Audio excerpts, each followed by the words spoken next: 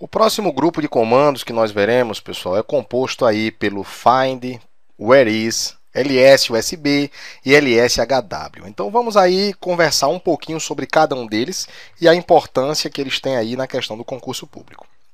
O primeiro, pessoal, que é o find, ele tem uma finalidade bem específica, né? Ele busca no disco arquivos segundo algum critério. Que critério pode ser esse? Pode ser o nome, pode ser a data de acesso, pode ser a data de modificação, pode ser o tamanho, pode ser uma série de outros elementos. E qual é o arquivo que é abarcado pelo comando find? Qualquer arquivo. Na hora que eu digo localize arquivos maiores do que 4096 bytes, ele vai buscar qualquer arquivo. Imagem, texto, som, vídeo, executável, script, qualquer um. Não tem diferenciação. Por que eu estou fazendo essa ressalva? Porque o próximo comando, que é o whereis, aonde está, ele busca também por determinados arquivos. Entretanto, você fornecendo os parâmetros necessários para ele, via de regra dá-se o nome do arquivo, ele vai buscar executáveis, páginas do manual, arquivos de configuração e programas fontes, códigos fontes relacionados com os executáveis em disco. Perfeito? Então, há uma diferençazinha entre ambos e nós vamos ver isso na prática. O ls-usb e o ls-hw, eles têm uma finalidade bastante parecida. Por quê? Porque o primeiro e o segundo, eles servem para listar. O primeiro, ele lista as conexões USB, mas ele vai listar as conexões ativas, tá? Ele não vai listar todas as USB na tua máquina, ele vai listar somente as que estão ativas naquele momento. E o ls-hw, ele vai listar as informações sobre o hardware da tua máquina, tá? Memória, processador, dispositivos USB, barramento ISA, barramento IDE, dispositivos de armazenamento e etc. Vamos aqui para a parte prática para a gente fixar bem. Bom, nesse caso, pessoal, eu quero buscar qualquer arquivo que esteja dentro da minha estrutura de diretórios que contenha o tamanho maior do que 4096 bytes. Tá? Então, executando esse comando e dentro da minha pasta de trabalho, do meu diretório de trabalho, eu encontrei 8 arquivos contendo essa característica. Qual característica, pessoal? Ser maior do que 4096 bytes. Perfeito? Agora, no uso do nosso próximo comando, comando whereis, eu vou propor uma alternativa. Por quê? Porque eu falei para vocês que ele vai buscar executáveis, arquivos do manual, arquivos de configuração e códigos fontes. Então, para a gente mostrar que isso é verdade, eu vou entrar no diretório aqui documentos, ok? E dentro de documentos eu vou criar, daqui a pouco a gente vai entender esse comando aqui, o tot, eu vou criar um arquivo chamado passwd, tá? Observe agora que esse arquivo já se encontra aqui dentro, tá ele aqui, ó, o passwd, ok? E esse arquivo passwd, ele vai servir, ele tem o mesmo nome e ele vai servir para a gente diferenciar essa busca. Então veja bem, whereis passwd. Observe no seguinte, no seu sistema operacional você tem um executável com o nome passwd, porque é ele que te propicia a mudança de senha. Você tem também um arquivo passwd onde são armazenados os nomes de usuários, os grupos primários e a referência ao hash da senha. E você tem também uma série de outros arquivos com a ocorrência passwd dentro das páginas de manual. Mas agora eu, Gustavo, e você acompanhamos aqui a criação de um arquivo chamado passwd, que não contém absolutamente nada, ok? E esse está contido dentro do diretório documentos, dentro do ambiente do Gustavo. Então, quando eu mando localizar o whereis passwd, vamos ver quais são os arquivos que vêm como resultado. Aqui, gente, começamos a perceber o seguinte, como resultado, o whereis me retorna o executável passwd, o arquivo passwd que armazena aqueles usuários e senhas, traz aqui as páginas de manual, tá, contendo essas informações, mas ele não trouxe esse arquivo que aqui se encontra. Por quê, pessoal? Porque não é da essência do whereis trazer arquivos que não sejam daquele universo que está exemplificado no slide. Mas se eu utilizar agora, pessoal, o find e passar como nome, como parâmetro, o passwd, o que é que ele vai me trazer como retorno? Observe o seguinte, que ele vai me trazer aqui exatamente os arquivos que têm essa ocorrência e estejam dentro da minha estrutura de diretórios. Como no caso, eu estou dentro do meu home, ele só vai buscar do meu home para dentro. E ele encontrou um arquivo chamado passwd dentro da minha estrutura de documentos, tá?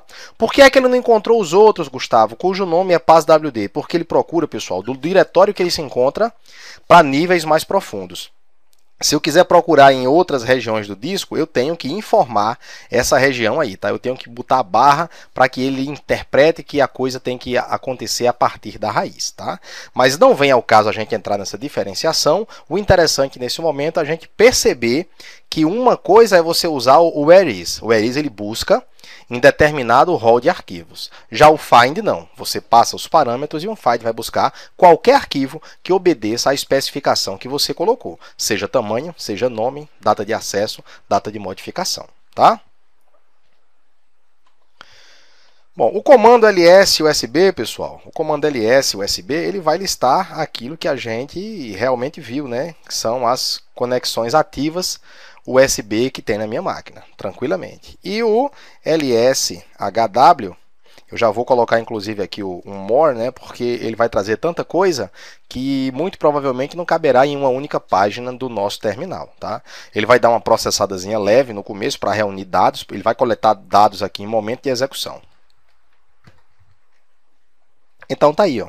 Ele vai dizendo que o meu computador está trazendo, né, um de 32 bits, ele está trazendo as informações da máquina virtual, dos processadores virtuais, está trazendo aqui também uma série de informações das CPUs lógicas, dos barramentos PCI, ISA, IDE, alguma coisa relacionada com monitor de vídeo, placa de rede, né, o endereçamento IP, a parte de multimídia, a parte também de armazenamento secundário. É isso que ele faz, tá? Seguindo para o próximo bloco, a gente vai ver agora o comando netstat. Pessoal, para que serve o netstat? O netstat ele vai demonstrar para vocês, exibir para a gente as conexões da máquina, tá? Sejam conexões TCP, na essência da palavra conexão, como também o UDP, mas a gente sabe que no UDP não existe o conceito de conexão. Então você tem que interpretar esse conceito agora de conexão da máquina como um conceito menos mais frouxo, né? Menos rígido. Por quê? Porque mesmo que não exista uma conexão TCP na essência do handshake de 3 vias, o que não vai deixar de acontecer é a existência de um fluxo UDP que pode ser encaixado num contexto de conexão virtual, tá?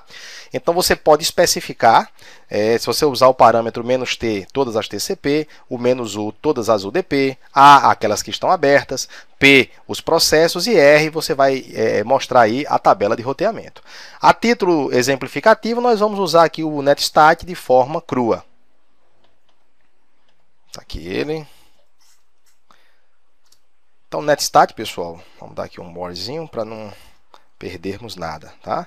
Então tá aí, ó, o protocolo utilizado, você tem também aí umas outras informações, como o estado da conexão, se está conectado, qual é o inode responsável pelo aquele contexto, e o caminho do executável que está trabalhando para receber ou para estabelecer essa conexão, tá? E aí estão todos os sockets elencados. Se eu apertar aqui a tecla Enter, ele vai passando por vários outros, e é incrível, né, a quantidade de conexões que existe numa máquina que está fazendo muito pouca coisa, navegando na página de internet, ou muito pouca coisa, mas você vê que o rol aí de conexões é bem abrangente, tá? Mas para o computador controlar, isso aí não tem muita dificuldade não.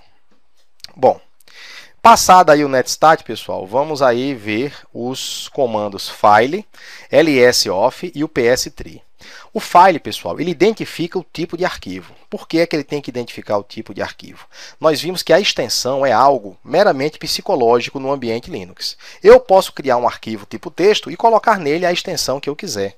Eu posso criar um arquivo com a extensão txt e ele não ser um texto de fato, né? Como é que você vai identificar se esse arquivo é de fato um texto ou não?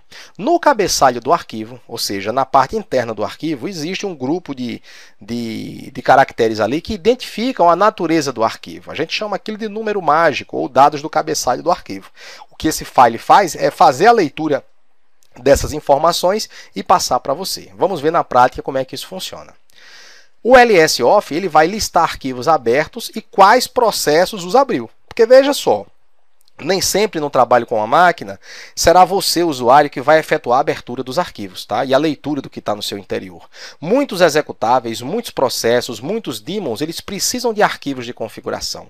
E esses arquivos foram lidos e abertos, né? Ou abertos e lidos por determinados processos, e você tem condições de listá-los através do LS-OFF, tá? E o PS-Tree ele vai exibir justamente aquela relação de parentesco, né? De pais e filhos, de determinados processos no sistema. Claro, quando você vê pais e filhos, você já determina quem são os irmãos, quem são aí os processos parentes. Então vamos pôr a mão na massa para que essa apresentação, esse slide aqui especificamente, fique bem massificado. Para a gente exemplificar bem, pessoal, o uso aí do file, eu vou primeiramente em locais, tá? Isso para você acompanhar. Eu podia fazer isso tudo na parte do terminal, mas eu quero que você acompanhe para a gente não perder nada. Entro aqui em documentos e dentro de documentos eu tenho aqui um arquivo chamado ino.txt. Olha o que é que eu vou fazer com esse ino, pessoal. Eu vou renomear esse danado, tá? Renomear, e vou chamá-lo de ino.exe. Quem chegar aqui agora, que verificar esse ino.exe, vai pensar se tratar de um executável. Por quê? Porque o ícone já foi mudado. Mas, gente, o fato de eu renomear uma extensão de um arquivo não o torna um executável. Apesar do tipo descrito aqui, ó, na coluna tipo, identificá-lo como executável do DOS ou Windows. Perfeito? Então, não é bem assim. Ele não é um executável do DOS ou Windows. Ele continua sendo um arquivo TXT que abriga no seu interior a letra do hino nacional. Então, como é que eu saberia através dos comandos do meu terminal? Então, eu vou entrar aqui dentro do diretório documentos, ok? E eu vou dar uma consultada. File ino.exe agora, né? Eu renomeei para exe. Pronto. Ele me diz, pessoal, o seguinte: olha, Gustavo, o arquivo ino que você acabou de fazer, acabou de passar como parâmetro, ele é um arquivo texto com a codificação Unicode, mais especificamente em UTF-8. Tá? Vamos voltar lá para o arquivo e renomeá-lo para TXT novamente. Vamos ver se vai acontecer alguma mudança. Vou agora pegar o meu arquivo, renomeá-lo para TXT. Pronto. Se eu fizer agora a mesma consulta, pessoal, a mesma consulta TXT, ele vai me trazer como resposta exatamente a mesma coisa.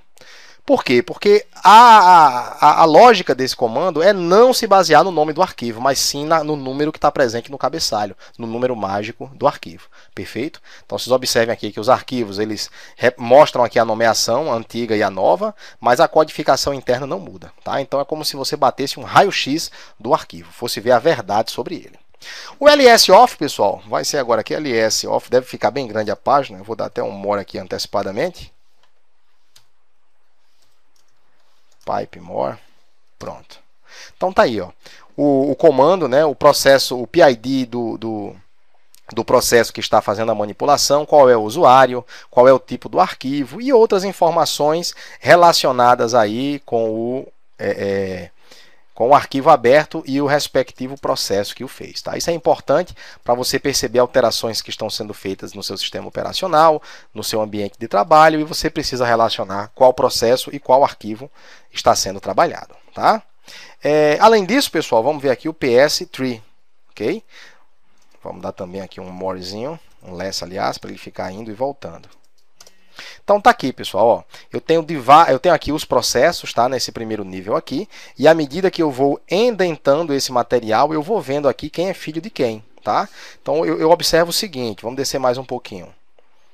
Então observe o seguinte aqui, ó, no terminal que eu estou trabalhando aqui, que é o Bash, ok? Eu tenho aqui o programa less, que é filho do Bash, o PS-Tree, e assim a coisa vai. À medida que você vai avançando, você vai vendo o seguinte, que eu tenho quem são os processos filhos e quem é o processo pai. Então, se esses dois aqui são filhos do mesmo pai, eles são ditos o quê? Processos irmãos, tá bom? Processos irmãos. E é dessa maneira que você consegue ver a árvore de processos. No próximo slide, pessoal, nós vamos trabalhar agora em mais comandos. Comandos agora voltados para o ato de desligar o computador ou reiniciá-lo, tá? Então, nessa parte de shutdown, que é o comando utilizado, eu posso fazer duas coisas, tá? Eu posso dar um shutdown "-p", onde eu vou desligar o computador, ou eu vou usar o shutdown "-r", para reiniciar a máquina. E dessas duas formas, a gente consegue abarcar um tempo que seja o momento presente ou um tempo futuro. Eu não posso nunca reiniciar o meu computador no passado, né? Eu só posso reiniciar de agora em diante, né? Até porque a máquina do tempo não existe. Então, quando você coloca um now, você manda ele desligar agora, e se eu der um shutdown "-p mais 1, aí é daqui a 1 minuto, "-p mais 10 é daqui a 10 minutos, é importante você saber que essa notação daqui, ela é trabalhada em unidades de minutos, tá bom? E o reiniciar eu vou dar aqui com "-r, também posso colocá-lo no now ou então num tempo futuro, não tem problema algum. Perfeito? Você pode fazer isso aí de forma bastante tranquila. O grep e o pgrep, pessoal, eles têm uma finalidade muito parecida. O grep, o que é que ele faz? Ele varre determinado arquivo e te retorna como resultado as linhas que contém determinada ocorrência. Vamos fazer um exercíciozinho aqui com o arquivo do hino nacional. Já o pgrep, ele exibe o PID do processo que possui determinada ocorrência passada como parâmetro. É isso que ele faz. Vamos agora para a prática. Vamos exemplificar isso aí no nosso terminal. Pronto. Aqui no terminal, pessoal, vamos ver aqui o nosso hino. É o hino nacional, é esse arquivo aqui, tá? Hino TXT. O que é que eu vou fazer? Eu vou dizer o seguinte, olha, eu quero, né, utilizar o comando grep, localizar a palavra Brasil dentro do arquivo hino.txt. Ele vai me trazer como resultado as linhas que contêm a ocorrência Brasil. Ele não traz só a palavra, né, gente? Ele traz a linha como um todo, tá? Então, essas aí são as linhas dentro do hino nacional que contém a palavra Brasil e ele extraiu isso aí para que eu pudesse ver. Agora, o pgrep, tá? Antes de executarmos o pgrep, deixa eu lançar a mão aqui do comando top, tá? O comando top, pessoal, é aquele que nós já vimos, né, que lista os principais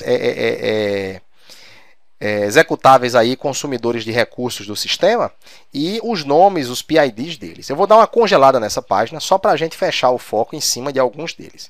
Por exemplo, eu tenho aqui embaixo, pessoal, o KAC PID, aqui o 13, o 14 e o 15. Eu não sei dizer a vocês se existem outras ocorrências da KAC em outros processos que estão rodando nesse momento. Mas eu posso garantir a vocês que o 13, o PID 14 e o PID 15, está aqui na primeira coluna, eles contêm justamente esses executáveis que aqui estão rodando. Não fui eu que invoquei, foi o próprio sistema por uma situação qualquer. Mas veja que eu quero localizar agora quais são os PIDs dos processos que estão rodando. Aí eu vou passar como parâmetro aqui o KAC e a ideia é que ele me retorne esses números aqui como resultado. Eu posso garantir que pelo menos esses três constarão da resposta, mas eu não posso garantir que serão somente esses. Por quê? Porque podem existir outros processos contendo essa ocorrência KAC elencados aqui, só que eu não estou vendo por estarem, né, em regiões diferenciadas. O que é que eu vou fazer agora? Vou sair do top, tá? Vou sair aqui do top, vou dar uma limpadinha na tela e eu vou dar aqui, ó, um pgrep KAC. Vamos ver o que é que ele vai me dar de resultado. Ó, ele está me dizendo o seguinte: dentro dos processos, aí vem o P, né? A ocorrência que você está pedindo, vem o grep. A ocorrência KAC está contida dentro de 13, de 14 e do PID 15 dos processos em execução. Então, é isso o que ele está me dizendo. Perfeito? Passando aqui para o próximo comando, eu já tenho o kill e o pkill. Pessoal, para que serve o kill? O kill ele serve para enviar sinais para o processo. Nós já vimos no módulo 1 que o kill ele não serve somente para matar o processo. Existe uma mensagem, existe um sinal que é justamente para que você mate o processo, né? Que é o kill menos kill ou kill menos 9. Você vai matar o processo sem dar tempo a ele de tomar nenhuma providência. Mas entenda que o kill ele serve para enviar sinais para o processo, tá? Tem o sigterm, sigrout, então você tem vários sinais para enviar. Um deles, inclusive, é o de matar o processo. Agora, para que serve o pkill? Gente, o pkill ele envia um sinal para todos os processos que possuem determinada ocorrência. Seria mais ou menos uma junção do pgrep com o kill, tá? Esse comando daqui, o pkill, É como se ele estivesse no seu interior o pgrep mais um kill. Vamos fazer aqui na prática para você ver como é que ele funciona. O meu usuário aqui, pessoal, é um usuário com poucos privilégios, né? Eu não estou usando aqui privilégio de root. Isso aí já foi alvo do nosso primeiro módulo. Vou mandar aqui um kill, vamos lá, um kill para o processo 13, 14 e 15, tá? Esse kill sem parâmetro, ele vai dar o sigterm, né? Ele vai dar um comando para que o processo ele finalize. Eu acredito que eu não vá conseguir, em função dos meus direitos aqui, não estarem plenos como root, para que eu consiga determinada façanha, que seria essa daí. Mas vamos dar o comando. Ele diz o seguinte, ó, ele tentou até mandar o sinal para o kill, mas a operação não é permitida em nenhum dos três. Mas, pessoal, em vez de eu utilizar esse comando kill 13, 14 e 15, passando os PIDs, eu podia fazer isso. Ó. pkill é KAC. Vocês lembram que o KAC era justamente a ocorrência que existia nos três processos que eu acabei de listar ali em cima? O PID 13, 14 e 15? Vamos ver. Então ele diz, ó, ele tentou executar no 13, no 14 e no 15, mas não conseguiu. Bom, o fato dele conseguir ou não conseguir é outra história, é uma questão de privilégios do usuário. Mas vocês entendam que isso foi tentado, ele tentou realizar, mas infelizmente não conseguiu. Perfeito?